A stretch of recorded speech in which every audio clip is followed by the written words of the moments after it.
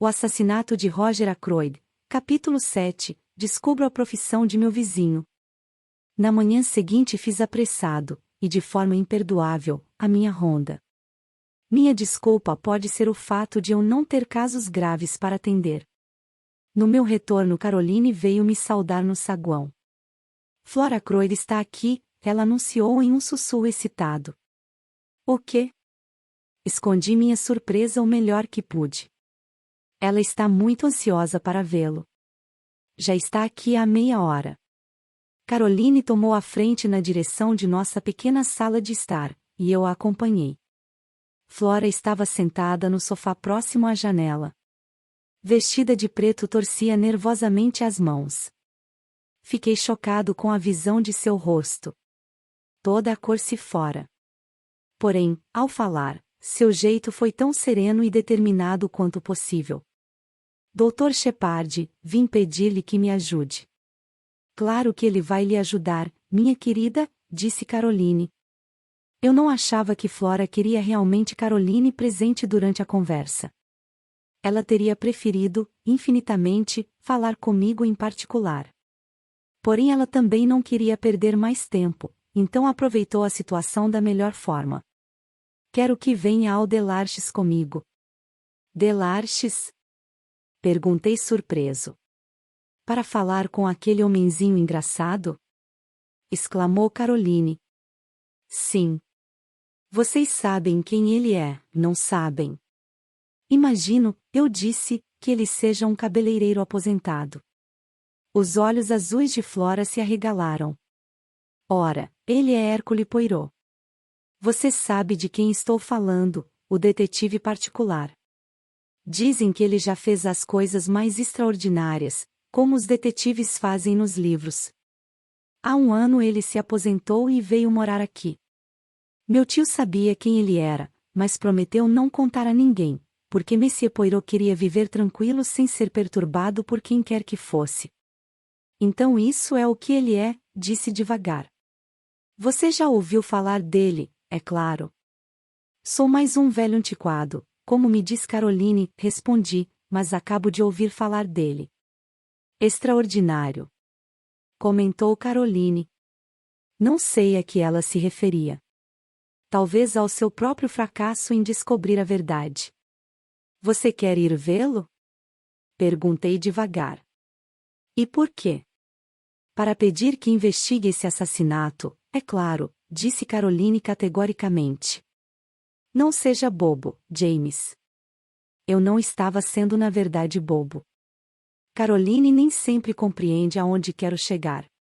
Você não confia no inspetor Davis? Continuei. Claro que ela não confia, disse Caroline. Eu também não. Qualquer um pensaria que tinha sido o tio de Caroline que fora assassinado. E como você sabe que ele assumirá o caso? Perguntei. Lembre-se de que ele se aposentou. Exato, disse Flora simplesmente. Terei de persuadi-lo.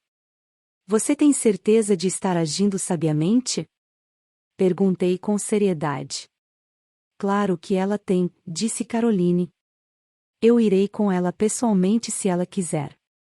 Eu prefiro que o doutor venha comigo se não se importa, senhora Shepard, disse Flora. Ela conhece o valor de ser direta em certas ocasiões. Qualquer insinuação teria sido perda de tempo com Caroline. Veja, ela explicou, somando tato à franqueza, o Dr. Shepard, sendo médico, e tendo encontrado o corpo, estaria em condições de prover todos os detalhes ao Monsieur Poirot. Sim, disse Caroline a contragosto, percebo. Dei algumas voltas pela sala. Flora, disse sério, deixe-me orientá-la. Eu a aconselho a não arrastar esse detetive para o caso. Flora se levantou abruptamente, empalidecendo. Eu sei por que diz isso, ela gritou. Mas é exatamente por essa razão que estou tão ansiosa em ir. Você está com medo. Mas eu não. Eu conheço Ralph melhor do que você. Ralph, disse Caroline. O que Ralph tem a ver com isso? Nenhum de nós respondeu. Ralph pode ser fraco, continuou Flora. Ele pode ter feito tolices no passado, coisas maldosas inclusive, mas ele não assassinaria ninguém. Não, não, exclamei. Eu nunca pensei nele. Então por que foi atribuar-os ontem à noite? Perguntou Flora, ao voltar para casa, depois que o corpo do meu tio foi encontrado. Fiquei momentaneamente em silêncio. Esperava que minha visita passasse despercebida. Como você soube disso? Retruquei. Fui lá esta manhã, disse Flora. Ouvi dos empregados que Ralph estava hospedado lá. Eu a interrompi. Você não sabia que ele estava em Kensabot? Não. Eu fiquei surpresa. Não entendi. Fui até lá e perguntei por ele.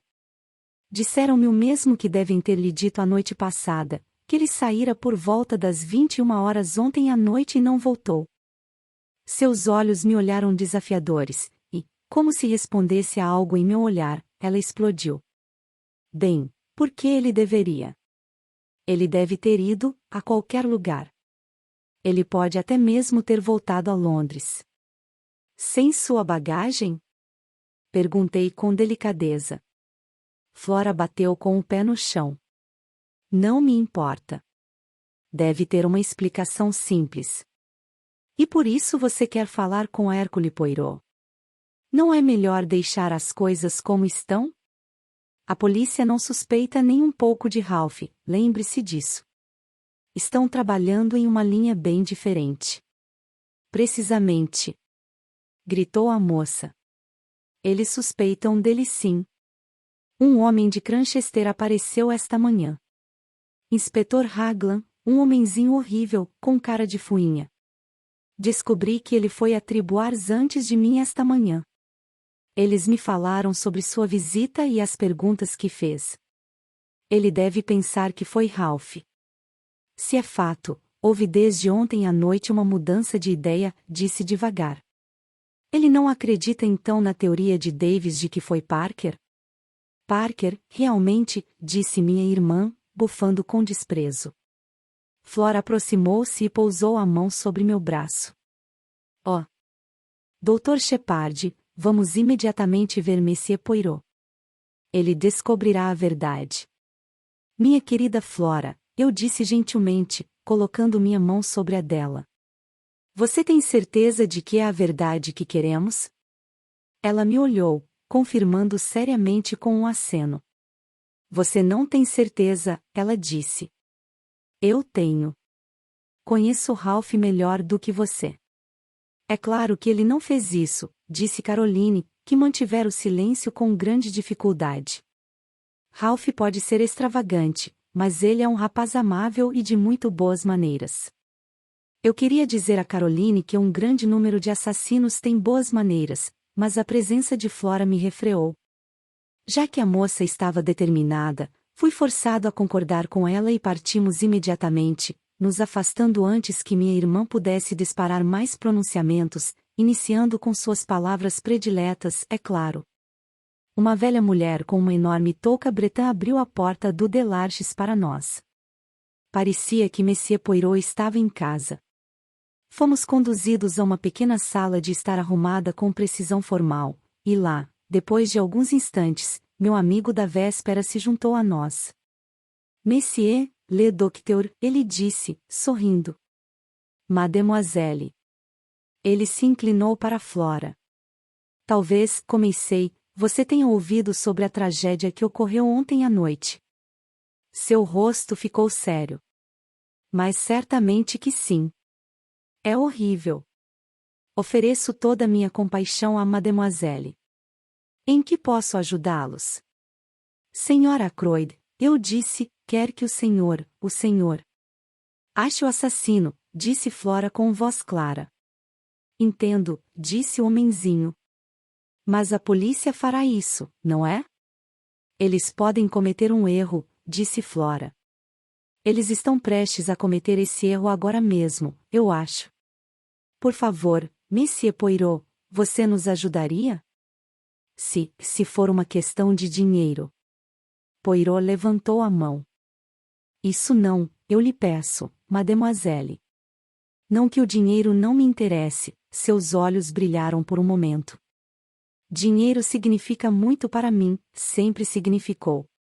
Não, se eu me envolver nisso, você deve compreender claramente uma coisa. Eu irei até o fim. O bom cão não abandona o faro, lembre-se. Você poderá acabar desejando ter deixado tudo com a polícia local. Eu quero a verdade, disse Flora, olhando-o diretamente nos olhos. Toda a verdade?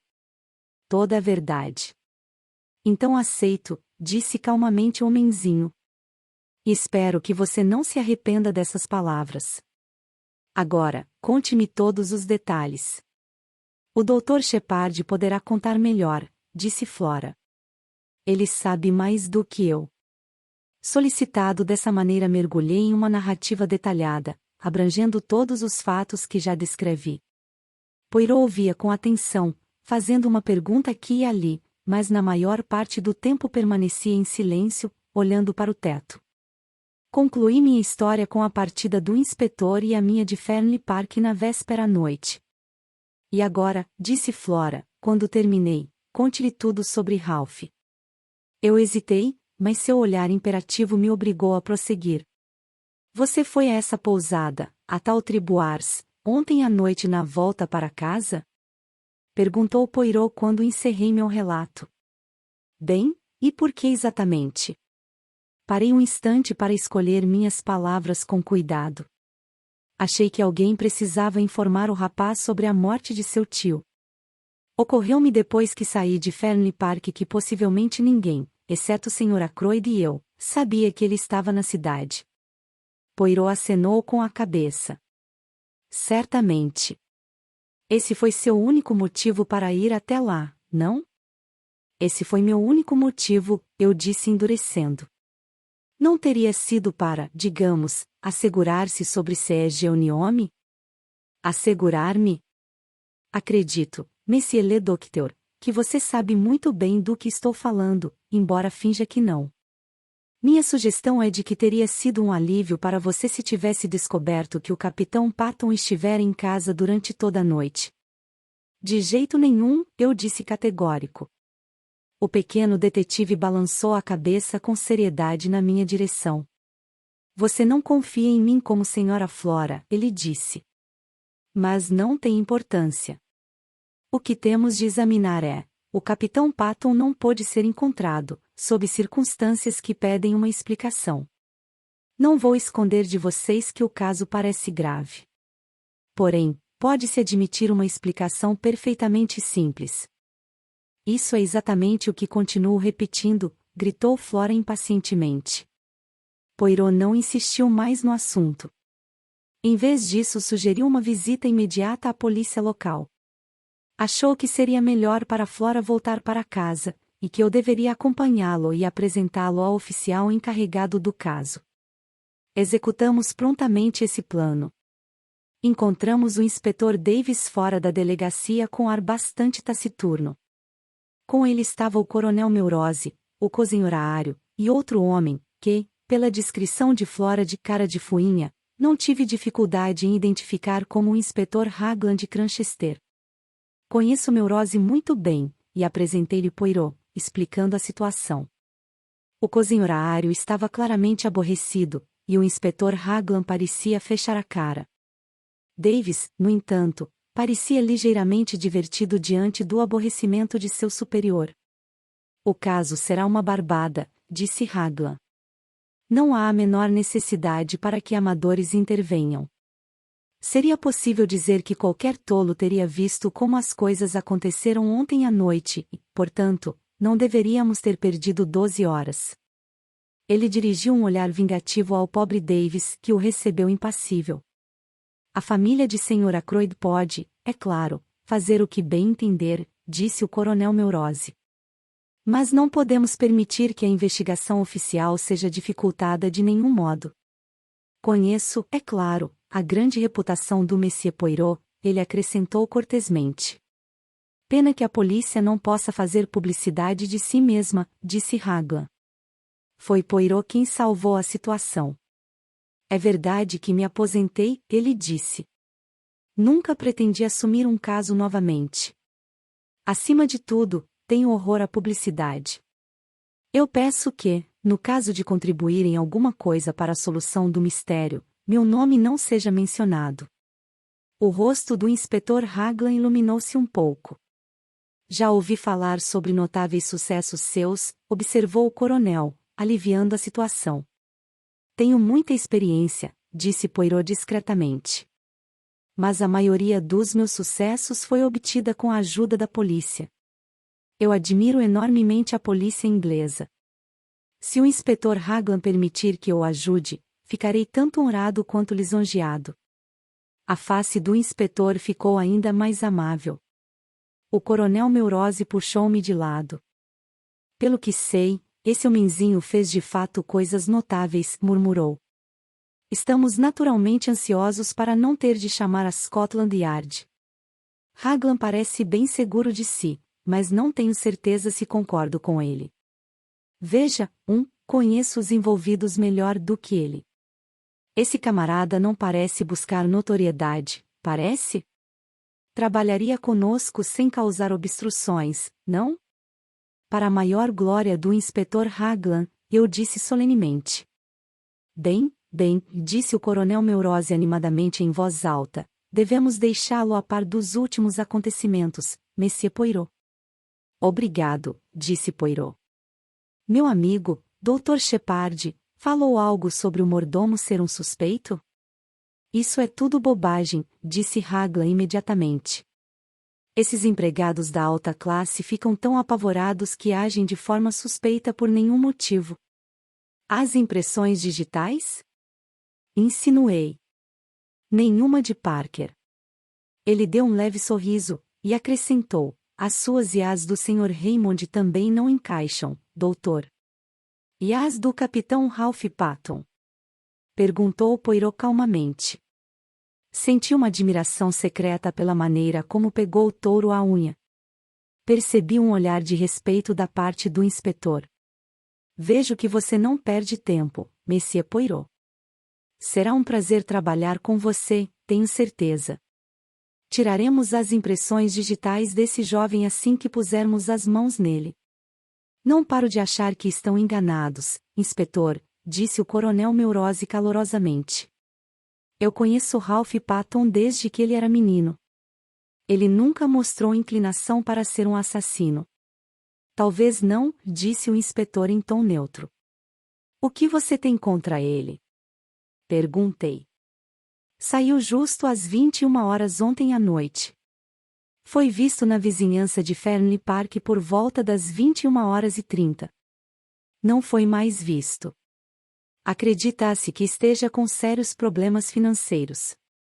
Tenho um par de seus sapatos aqui, sapatos com sola de borracha. Ele tinha 2 pares quase idênticos.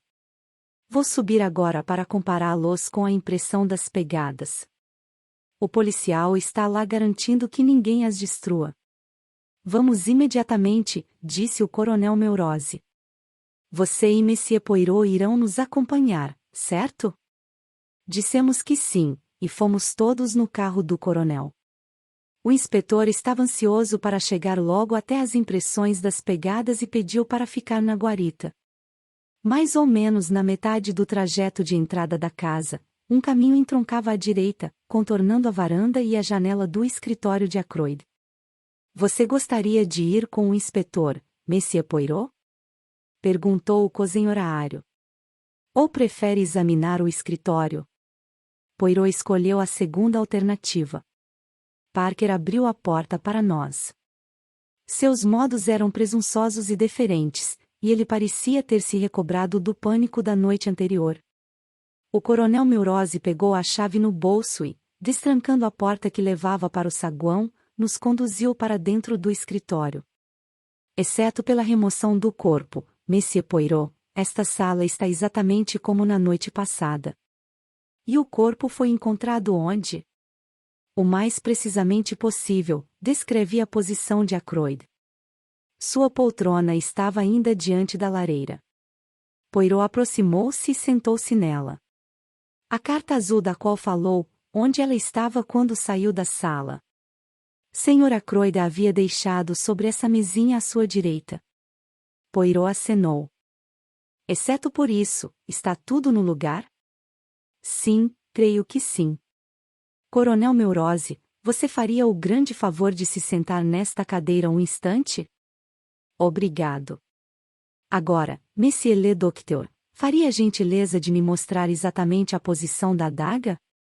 Fiz como pediu, enquanto o homenzinho estava parado na soleira da porta.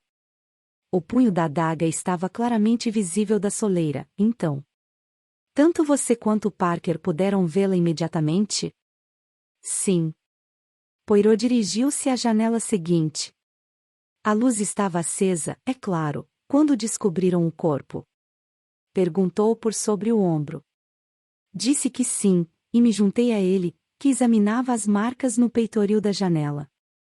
As marcas das solas de borracha têm o mesmo padrão do encontrado nos sapatos do Capitão Patton, ele disse calmamente. Voltou então mais uma vez para o centro da sala. Seus olhos percorreram em volta, examinando tudo com um olhar rápido e treinado. Você é um homem com boa capacidade de observação, Dr. Shepard? Ele perguntou finalmente. Acho que sim, disse, surpreso. Vejo que houve fogo na lareira. Quando você arrombou a porta e encontrou o Sr. Ackroyd morto, como estava o fogo? Estava baixo? Dei uma risada encabulado. Eu não sei dizer. Não reparei. Talvez Sr. Raymond ou Major Blunt. O homenzinho à minha frente balançou a cabeça com um rápido sorriso. A pessoa deve sempre proceder com método. Fiz um erro de julgamento ao fazer-lhe essa pergunta. A cada homem, seu conhecimento. Você poderia me dar todos os detalhes sobre a aparência do paciente, nada lhe escaparia. Se eu quisesse informação sobre os papéis nesta escrivaninha, Sr. Raymond teria reparado no que havia a ser notado.